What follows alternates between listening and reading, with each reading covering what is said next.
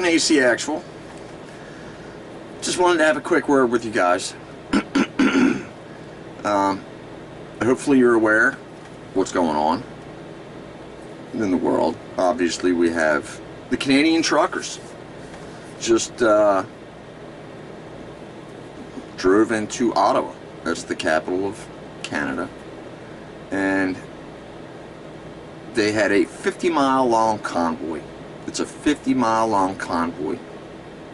These are middle-class truckers. Now, the thing you got to know about truckers is that this is the lower class of an economy, of a country. But they hold more power than any other group, including healthcare. You'd think maybe physicians would hold a fantastic amount of power. They hold some, but they don't hold what the power, or they don't hold the same power the truckers do. You might think, well, it's definitely the politicians. You know, the politicians hold the power. Yeah, sure. Until the truckers say they don't. And why? This is really simple. And that is, if you irritate the truckers to the point where they say, that's it, they've had enough. And that's what's happened in Canada. I'll get to that in a moment, why they're doing what they've done. And we need to support it. If you irritate, you piss off the truckers so much that you end up with a 50-mile long convoy that heads to your capital. Now, mind you, while they're on their way to the capital, just before they get to the outer edges of the city, their king, Trudeau, Beta Boy, runs away.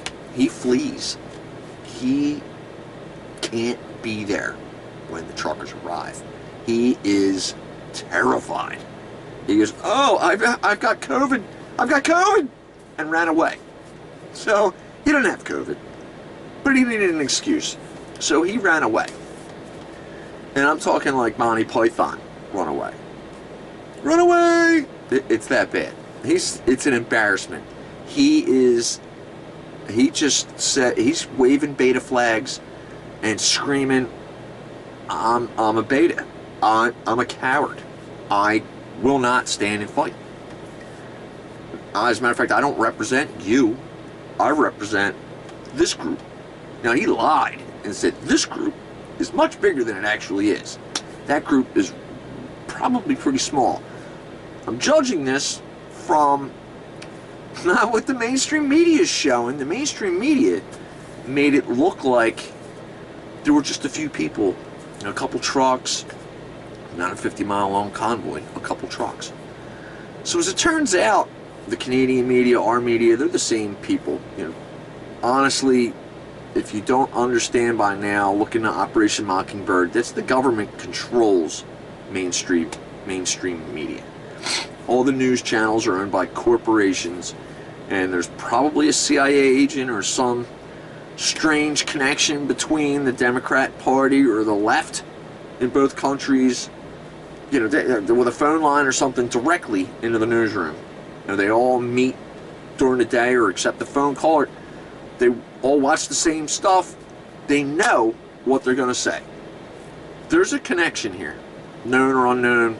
There's no disputing that. It's been, come on, I'm not even going to bother with it. Anyway, the truckers. You piss the truckers off enough, and they stop, and they drive to your city. It's not that you're going to get your ass beat. Not, and they could.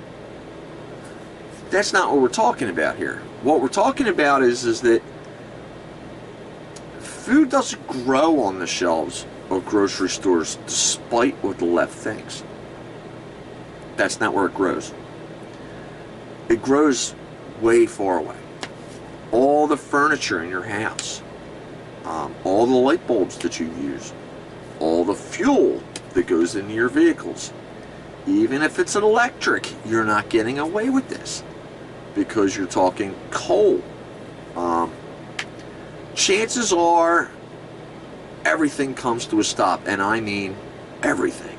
Your economy is now at zero. In other words, everybody that lives in a city, you're not going anywhere because you're probably not getting gas, for starters. The gas stations around wherever the truckers don't want to deliver to will be out of fuel quickly. And all the gas stations for miles, you won't make it to the next gas station before you run out of gas. So nobody's going anywhere. The food is going to run out. All the supplies, there won't be any. So anybody that thinks that they can irritate the truckers by doing like what Canada did, and what Canada's done, and it's not just to the truckers, what they did is, if you aren't vaccinated, you don't take this vax, you can't shop for anything but food. To the point where they actually send a minder that follows you around in the store. You know, show your vax cards, show your papers. You can't show your papers. There's a minder that follows you around in the store and tells you what you can and can't buy, and then sends you directly home. You cannot, hey, I just wanted to grab a little, no. You're allowed the things on this list, and that's it, and then you're going home. That's what's going on. Now the truckers, aside from that, if they're not vaxxed, they have to cross the border. Every time this is what happens every time they cross the border. For starters, where's your papers? They're being tracked. The guys at the border know if they're vaxxed before the trucker even gets to their little booth. They know. Whether you know it or not, the social credit score's already been implemented. They just haven't flipped the switch on the rest of it yet. All that in another episode. So these truckers are all, they know they're being tracked. If they get across to the border, they drop off their load and they go to head back across, they can't. They have to quarantine for 14 days. So every time that somebody crosses the border, quarantine for 14 days. The truckers have no choice but to do what they're doing, simply because you can't quarantine every time you cross the border. Now you're broke. It will break everybody. Not only will it bring eventually the supply chain to a screeching halt anyway, because you can't just quarantine every time you cross the border. I mean, you imagine truckers that go across the border 2, 3, 10 times a day? All that's done. You cross the border once, that's it. Now you're quarantined. This is nuts. It makes no scientific sense. So, if you're a trucker in Canada, you don't have a choice. You will be striking. So that's why they ended up with a 50-mile long convoy like that. That's just the beginning. There are thousands of trucks outside the city still moving around doing things. But they're ready to come in. So if there needs to be a swap out, if the government starts yanking trucks out of Ottawa and doing stupid things to try and get around what the truckers want to do, they're going to flip the switch hardcore. And then Beta Boy Trudeau is going to find out just how much power the truckers really have. And they don't want to test that. Now, what's really scared all the despots around the world is that this lit a fire under everybody. All the truckers around the world are like, ding, holy shit, why didn't we do this? That's another story. Anyway, Australia kicked theirs off on Saturday. So the Kiwis are freaking out because they know what the deal is. The truckers are moving. Biden's a little stupid, so he doesn't know it yet. But I'm sure somebody in his inner circle is like, oh my God, we need to stop this. There's nothing that they can do. There's really nothing that they can do. And whatever they do is going to seem so heavy-handed that it won't, God knows what it will set off. And that's probably what they really want. They want to trigger something outside of peaceful so that they can drop the hammer and go full authoritarian. That's what they've been trying to implement. That's what the plan is long term. If they give it an excuse, they're going to drop the hammer sooner. So it's better that the truckers do this. They drop the slow motion hammer.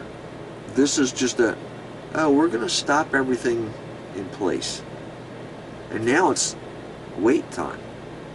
Now the truckers have $8 million that have been donated to them.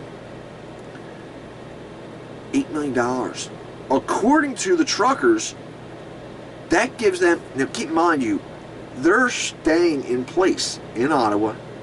It's 20 below. The trucks are running. That's how they stay in their trucks. They're not staying in houses or any of this that I'm aware of. They're staying in their trucks. These people aren't getting showers every day. This is a hardcore, we're doing this because we don't have a choice protest. This is the peasants, the serfs, rising up before they actually become, because they won't have a choice soon. So that's what this is. They have $8 million in a kitty that they can, according to the truckers, it's 4 years. 4 years. They can wait out Beta Boy Trudeau. 4 years. 4 years. He's giving in. One way or the other, things are going to change. This is a worldwide thing, and it's coming to America. The Americans, and I'm sad to say this, we should have been first, but we weren't. The Canadians did it. Good for them. But our truckers are finally coming around in the thought. So anyway, Australia's doing it, the Kiwis are doing it, Americans are doing it. I understand there's one in Britain. I don't know a lot about that one. We need to support our truckers, no matter what it takes, because our government knows if there's nothing that anybody can do. You could put the entire military on logistics, and it's not going to make a dent. Everything's going to screech to a halt the moment that the truckers really dig in. There's nothing anybody can do about it. Our world will stop.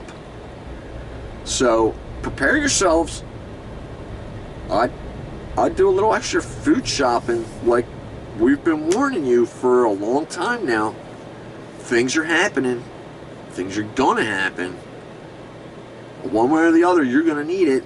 That's another episode you should have been watching in the past. If this is your first time around, I'm ACActual, and that's it for today. I'm out of time. And God bless America. God bless our truckers, our Canadian brothers. Thank you. All the truckers, thank you. And God bless America. There was one thing that I forgot to say, and that is, if you're a Biden supporter, ignore the prep stuff. Don't worry about it. Everything's going to be A-okay. Just continue what you've been doing.